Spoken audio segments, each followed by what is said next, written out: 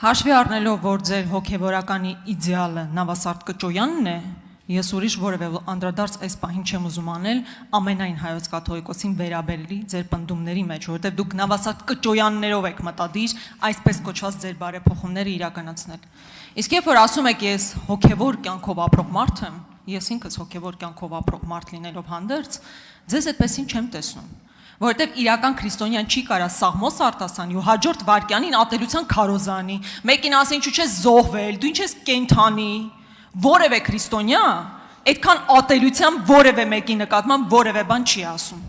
Հիմա հարցին գալով։ Քանի որ այստեղ նորմալիզացվեց պիղծ բառը, ես ուզում եմ ձեզ ասել, որ մեծ հաշվով ձեր կառավարության ներկայացրած ծրագիրը հայկական պետության բովանդակության առումով պիղծ է։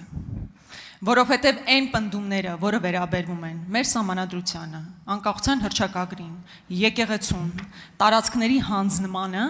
իրանք որևէ կապ չունեն իրական հայկական բովանդակության պետության հետ։ Այո, մեր պետությունը իդեալական չի եղել, բազմաթիվ խնդիրներ են եղել եւ մինչեւ ձեզ եւ ձեզանից հետո,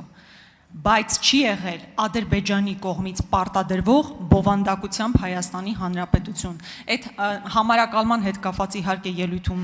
հանդես կգանք, բովանդակային առումով դրա մասին կխոսենք, իսկ հիմա հարցս կոնկրետ ձևակերպեմ։ Ձեր ելույթի ընթացքում ասում եք, որ սահմանադրության փոփոխության հարցը մի բան է, որ ժողովուրդը ձեզ լիազորել է իր ընտրությամբ։ Իհարկե ընտրության լեգիտիմության մասով էլ մեր դիտարկումները կանենք, բայց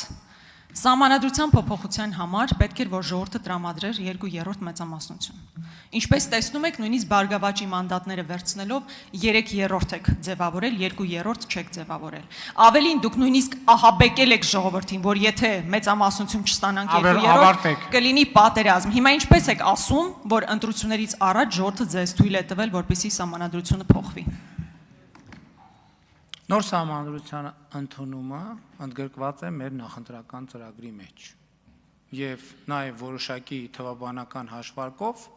եթե սահմանադրական հանրաքվեում կողմ քվեարկի այնքան քաղաքացի, եթե որոշակի պայմաններում ինչքան քվեարկել է քաղաքացիական պայմանագիր կուսակցության օգտին, այդ դեպքում նոր սահմանադրությունը կընդունվի։ Ինչ վերաբերվում է սահմանադրությանը եւ սահմանադրականությանը եւ պղծությանը, եկեք ի վերջո չմոռանանք, որ ձեր առաջնորդը, անձամբ ձեր առաջնորդը 1998 թվականին Հայաստանի նախագահի պաշտոնում կարգվել է Հայաստանի Հանրապետության սահմանադրության կոպտագույն խախտմամբ։ Դուք այդ ինչ լեգիտիմությունից եք խոսում։ Լսեք, ով լեգիտիմությունից խոսա, դուք ասեք տանձից, խնձորից, մանդարինից, տենց բաներից խոսացեք։ Դուք ո՞նց կարող ձեր լեզուն պտտվի այն քաղաքական ուժը, որի կառավարման օրոք մի հատ ընտրություն չի եղել չկեղծված, տոտալ կեղծիքների միջոցով,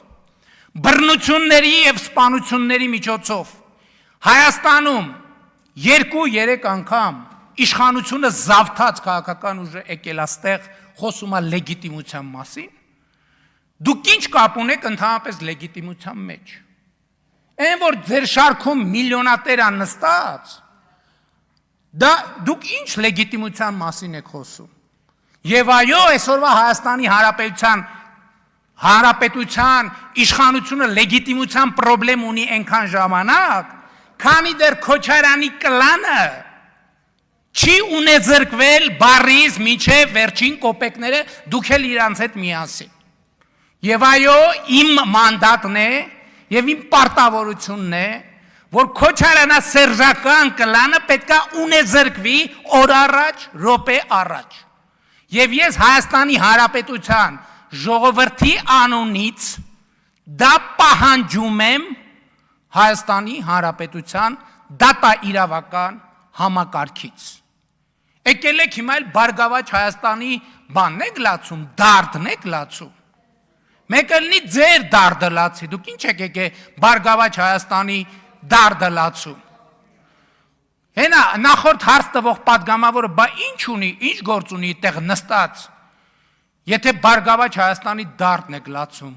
հրաժարվեք ձեր վերջին մանդատից, ասեք մենք չենք ուզում, վերջին թե երկու, թե մի, չգիտեմ, քանի հատ։ Արձագանք։ Ձեր մեջի կրքոտ հռետորին մի հատ կողք դրեք, բան եմ ասում։ Կարելի է իհարկե տասնյակ տարիներ բողոքել նախկին իշխանության արած չարածից։ Հիմա այսինքն դուք խնդիր ունեք երկրորդ նախագահի, երրորդ նախագահի օրոք ձևավորված իրականության հետ կամ սահմանադրության հետ, բայց խնդիր չունեք Ալիևյան սահմանադրության հետ։ Այսինքն ոչինչ, որ 18 թվականից առաջ եւ հետո ասում եք Սերժ Սարգսյանի հակով կարված սահմանադրությունը լավը չէ, պետք է փոխենք, այնքան եք տեղավորվել, հիմա էլ բավարար չի ձեզ այդ սահմանադրությունը, որոշել եք Ալիևյան սահմանադրությունը ձեզ վրա հագցնել, ոչինչ չէ, որ եթե ձերը լիներ։ Մի ամբողջ ժողովրդի ստորացնում եք, ստիպելով, որ ընդունի այդ իրականությունը, բայց այդ լիրիկական կողմը մի կողմ դրած պետք է ասեմ հետևյալը։ Դուք գնացել եք ժողովրդի մոտ, ահաբեկել եք, նոր ինչ որ ահաբեկումներից եք խոսում, ահաբեկել եք, բառացի ասել եք, եթե մենք չստանանք սահմանադրական մեծամասնություն լինելու է պատերազմ։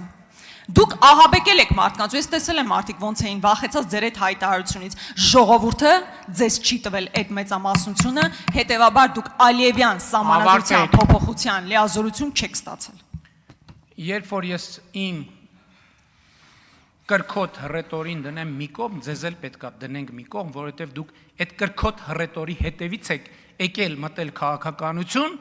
մտել եք, գնացել եք, դարել եք քոչարանասերժական կլանի շարքային ներկայացուցիչ։ Այս առաջինը, երկրորդը Սերժ Սարգսյանի հակով կարած սահմանադրությունը փոխելը միշտ էլ եղել է մեր պլաններով։ Հիմա դուք ձեր կլանի շահերը պաշտպանելու համար, ինչպես Հայաստանում ամեն ինչ կոռումպացված համակարգի ամենաապահով ապաստարանը, ամեն ինչը կապել Ալիևի եւ ամեն ինչը կապել Ադրբեջանի հետ։ Դա ձեր պաշտպանության միակ մեխանիզմն է։ Ամեն ինչը պիտակավորել Ալիևյան, եթե Ալիևյան էլի ասեցի, 94 թվիկ դուք եք Հայաստանը մցրել ադրբեջանական օրակարգի մեջ, որովհետև 94 թվից ոչ մեկ Հայաստանում ով ա եղել, որ տարածքների վերադարձի թեմայա բարձրացրել, ասել, որ մենք պետք է տարածքներ վերադարձնենք։ Ադրբեջանը, եւ դուք 94 թվականից անընդհատ բանակցել եք դրա մասին, անընդհատ, անդադար, մի րոպե վարկյան ու դադար չեք ունեցել։ Հետևաբար, եթե Հայաստանում կա ադրբեջանական օրակարգով շարժվող ուժ, այդ ուժը դուք եք։